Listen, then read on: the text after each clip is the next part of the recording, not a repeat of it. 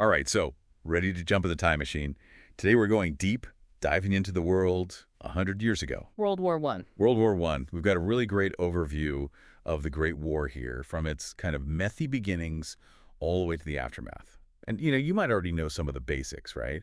But get ready for some surprises because did you know that a single assassination could actually send the entire world into chaos? Yeah, it really makes you think about how one event can just like totally snowball, especially when the world is, already kind of on edge. And Europe in the early 1900s, definitely on edge, like a powder keg, ready to blow. Yeah, it's almost hard to imagine now, but Europe back then, it was an empire playground. You had Britain, France, Italy, Germany, Austria-Hungary, the Ottomans, Russia, all these huge powers, all kind of, I don't know, jostling for power and influence. Our source here actually describes it as a sandbox with all these empires bumping heads constantly. And it wasn't just like playing around, though. I mean, think about it. This was the Second Industrial Revolution. These empires weren't flexing their muscles just for fun. They needed stuff, right? Resources, markets to fuel that industrial growth, raw materials to keep the factories going, new customers to buy all their products, and colonies. Those were prime real estate, especially in Africa. And that, well, it led to some serious competition. Britain, France, Oh, yeah, and Germany. especially those three, yeah. So it's like, I don't know, a high-stakes monopoly game where everyone wants to own all the most expensive properties, right? Mhm. But instead of Boardwalk and Park Place, we're talking control of continents. Exactly. And of course, with that level of competition comes a whole lot of suspicion and fear, right? Each nation is watching the others super closely. Like every move could be a threat. So they start taking steps to protect themselves, but those steps look threatening to everybody else. So you have this vicious cycle going on. So then, how does all of that lead to the formation of alliances? Because I thought alliances were supposed to be, like, a way to stop wars, not start them. Right. You would think so, but that's part of the irony, right? It's like designed as a safety net, but it makes things way more likely to go wrong. Like, let's say you and your friends promise to always have each other's backs, right? Well, if one of you gets in a fight, the other's got to jump in too. That's what happens with these national alliances. So if one nation gets attacked, its allies have to come to its defense, and boom, a small fight turns into a massive war. Exactly. And Germany, their industry was booming. They were growing so fast, it was freaking everyone else out, especially France and Russia. They felt really threatened by Germany's rise to power. So they teamed up to try to counter that. Right. Exactly. That fear led to two main alliances. Germany, Austria-Hungary, and Italy on one side, and Britain, France, and Russia on the other. And the balance. Super delicate, like a house of cards. Our source mentions Italy, by the way, and describes their diplomacy as, quote, two-faced. What was going on there? Oh, yeah, so Italy was trying to be friends with everybody. Yeah. Which is tough when, everyone is kind of at each other's throats, trying to have their cake and eat it too. Not going to end well. Like trying to be friends with all the cliques in high school. Someone's bound to feel betrayed. Yeah, but we're not talking high school. We're talking empires. Huge armies, global ambitions. Every decision has huge consequences. And then into this super tense atmosphere with all these alliances that are more likely to start a war than stop one, boom, the assassination of Archduke Franz Ferdinand. Right. And this is where things get really interesting because, this one event, on its own, it could have been isolated, right? But because of this whole web of alliances, it ends up triggering this global conflict. Yeah. Franz Ferdinand, heir to the Austro-Hungarian throne, assassinated in Sarajevo by a Serbian nationalist. And it's not random. It comes out of all this nationalist tension and ethnic tension in the Balkans, years of that.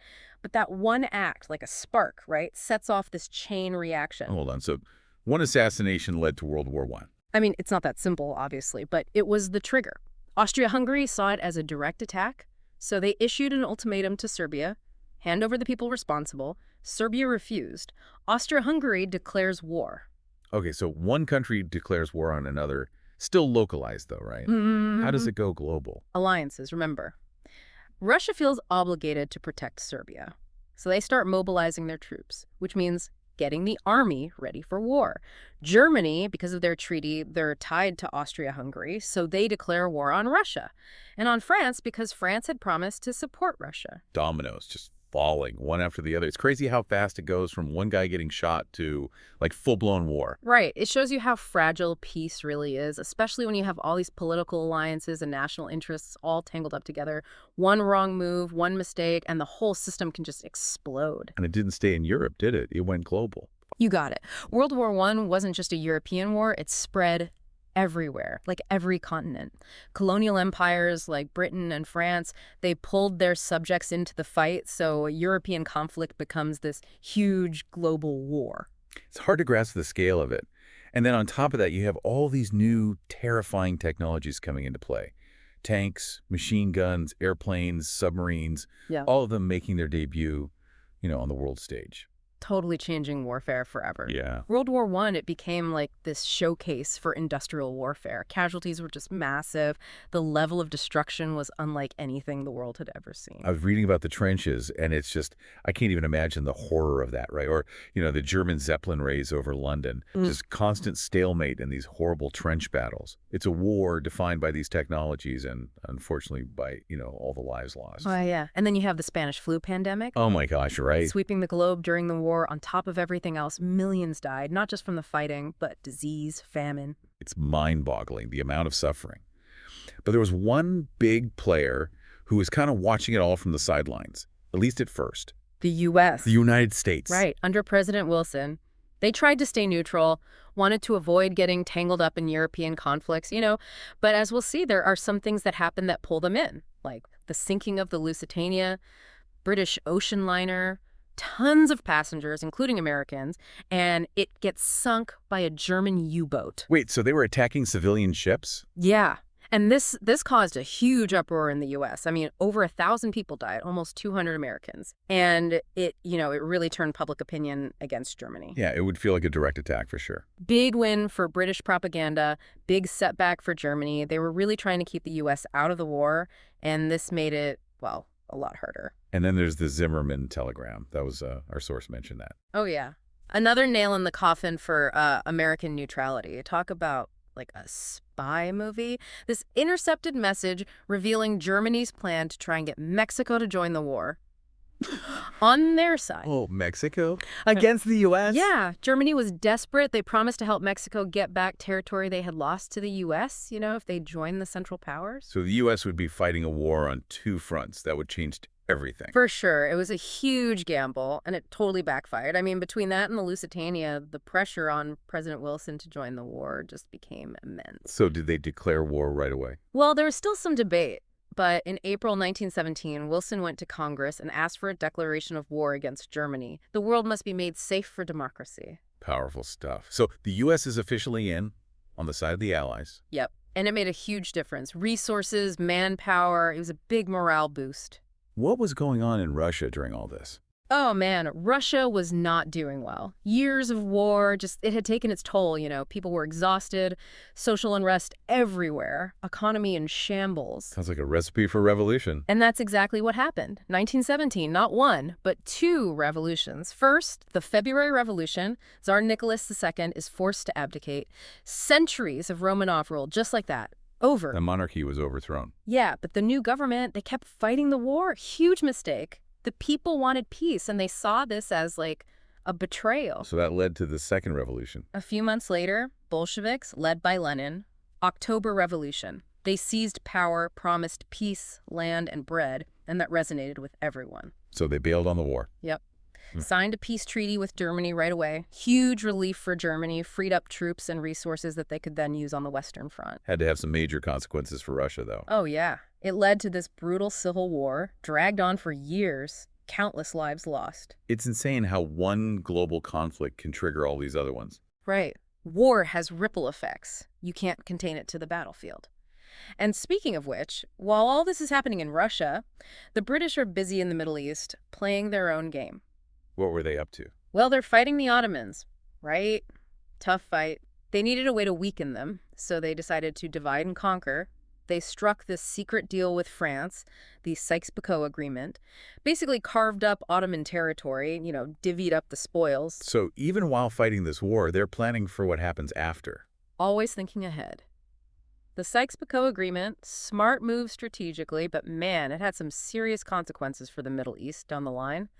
Totally ignored the people living there, laid the groundwork for future Yeah, conflicts. that'll cause problems. Yeah. Just like drawing lines on a map, not caring about who actually lives there. Recipe for disaster. And then, to make things even more complicated, they make this alliance with Arab rebels, promised them independence if they helped fight the Ottomans. Promises they couldn't keep. It's complicated. The alliance worked, weakened the Ottomans, but the independence, well, that didn't happen. More resentment, more instability. Part of what makes the Middle East so, complex even today. So much came out of this war. Mm-hmm. Alliances shifting, empires collapsing, just dragging on and on.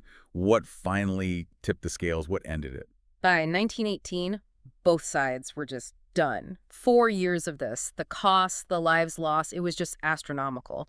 But the tide was definitely turning against the Central Powers. So it's clear one side was going to win, even though everyone was exhausted. Yeah, and Austria-Hungary was in really bad shape. Internal conflicts, defeats on multiple fronts, ethnic groups wanting independence, just the whole thing was falling apart. And Germany. They were Yeah. still a major force, right? Oh, yeah. But with the U.S. in the war now, the pressure was just too much. Resources dwindling, morale plummeting, their allies crumbling. It was, the writing was on the wall. So how did it actually end? Well, there's a mutiny in the German Navy. Sailors refused to fight anymore. This, combined with all the losses on the battlefield, forced the German government's hand. They had to seek an armistice. Armistice, so like a ceasefire. Right. Agreement to stop fighting. And on November 11th, 1918, 11:00, the guns fell silent. Over 4 years of fighting, and it was finally over. Must have been such a relief. Yeah, but that wasn't the end of the story, right? They still had to figure out the peace terms, redraw the map of Europe. So the winners got to decide what happened next. Exactly. They met in Paris to work it all out. The Treaty of Versailles, the big one, signed in 1919. And it was harsh on Germany. Oh, harsh. Lost territory, had to pay huge reparations. Their military was basically gutted. The idea was to punish them, prevent them from ever being a threat again. But didn't that backfire? Didn't that contribute to World War II? Historians debate that a lot. I mean, it was meant to create peace, but it created resentment and instability in Germany, right? And that's exactly what extremist ideologies feed on. Economic hardship, wounded national pride. So it's like a vicious cycle. One war leads to the next. Yeah, it shows how hard it is to actually create lasting peace. And the Treaty of Versailles, it had huge consequences for the whole 20th century. And it wasn't just about Germany, right? Austro-Hungarian Empire, Ottoman Empire, they're dismantled. New countries pop up in Eastern Europe and the Middle East. The whole map changes. The balance of power, new ideologies, conflicts. It all goes back to World War I. So much changed. Oh. But even with all that, all the destruction, all the upheaval, there's this one event our source talks about that kind of shows, I don't know, the human spirit. You're talking about the Christmas truce, right? Yeah. It's amazing to think about. In the middle of all that fighting, soldiers on both sides just put down their weapons and celebrated Christmas together. It's remarkable, right? Christmas Eve and Christmas Day, 1914, all along the Western Front, soldiers climbed out of the trenches, sang carols, exchanged gifts, even played some football. Hard to imagine in the middle of that war. It was a moment of peace, a moment of humanity. In the middle of all that violence and hatred, it reminds us that even in the darkest times, there's always hope. There's always that shared humanity. It's a crazy story. Makes you think, If they could do that, even for a day, what does that say about war itself? Yeah, it really does. Makes you wonder, could it have been prevented altogether? What if everyone had been more willing to talk, to compromise, to find another way? The Christmas truce, it was a small thing in the grand scheme of things, but it shows you what might have been possible. We've covered a lot of ground here talking about World War I. What are the big takeaways? What should we remember? Well, I think the main thing is World War I, it was complicated. So many things caused it. You can't just point to one thing. It was empires wanting more power, these messy alliances, technology changing everything, so much suspicion and miscalculation. And then that one event, the assassination, Right. a spark that ignited everything. Exactly. And the effects of the war, they're just as complicated. Empires collapsing, maps getting redrawn, new ideologies popping up, communism, fascism, the whole world changed because of it. And how we fight wars, that Yeah. changed too, right? The technology that came out of World War I, tanks, airplanes, machine guns, it changed everything. And the trenches, the sheer number of people who died, it really showed everyone just how awful modern war could be. And then you have the aftermath. The Treaty of Versailles, it was supposed to create peace, but it also led to all this resentment and instability.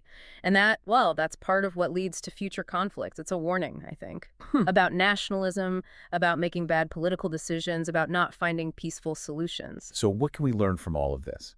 How do we make sure something like that doesn't happen again? That's the big question, right? But I think if we want to avoid war, if we want a more peaceful world, we have to understand what happened in the past, why it happened.